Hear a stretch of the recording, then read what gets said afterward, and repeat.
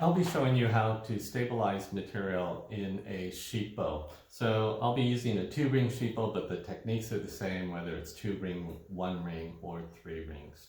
Before you actually start, what you want to do is create these little braces.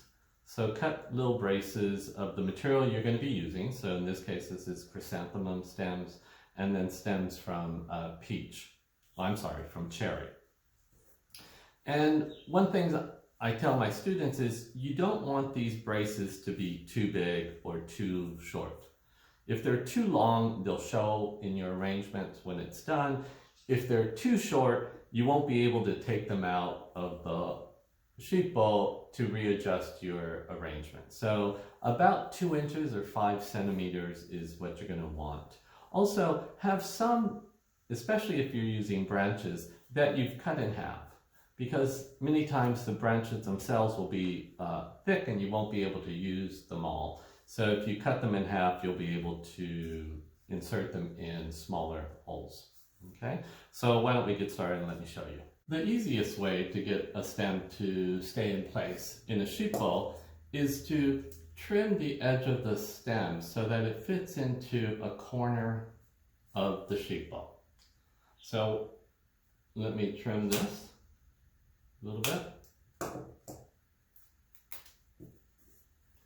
And so it's now wedged into that corner, so it's pretty stable. If I need an angle that's lower, again, I'm lifting it and then pressing it into the corner to get it to stay. The same is true of the larger holes. If you can get it to wedge into one of the corners, you can get this angle that you need. If I need an angle that's greater than what I can get from here, what I can do is I can add a brace and just set it like that. And you can do this a couple of times if you need a stronger or a higher angle.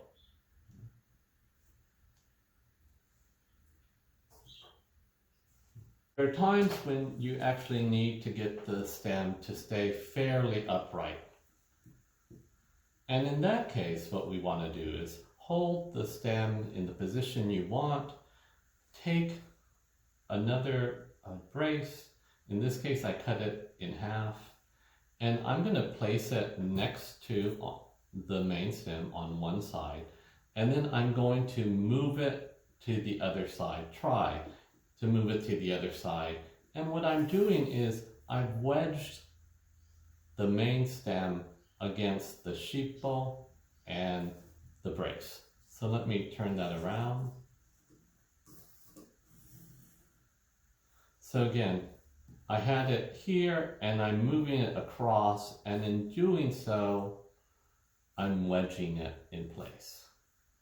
If I need a different angle, I'm going to hold it at whatever angle I need, insert that, stay, and then again, move it across to wedge it in. So that's another way of getting things to stay in place.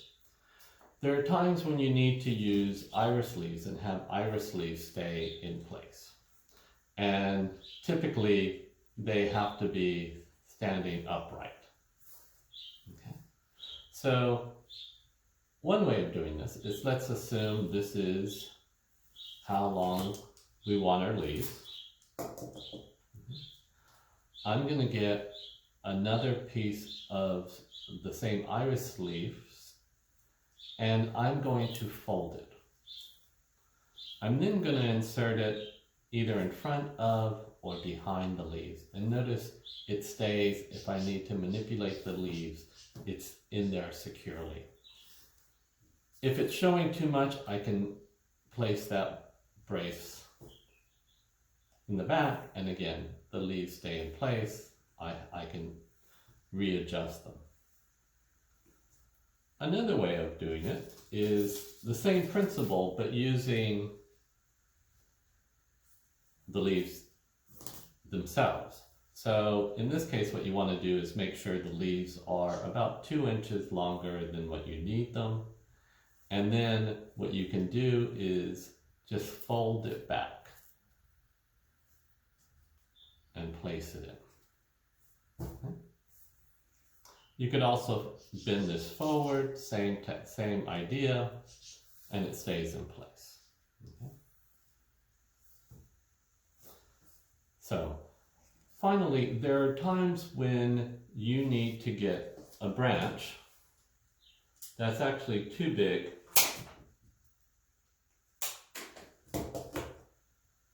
to stay in there. And so what you want to do is you want to remove just a small portion of the main stem at the base and create this little shelf. And so now when you put it in, this shelf is actually resting on the top of the shippo. If it's not stable, we now have techniques to keep it in place. Right?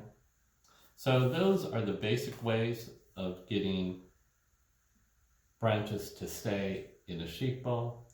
There's no magic, just a lot of practice. The more you practice, the easier it gets. Okay. Thank you.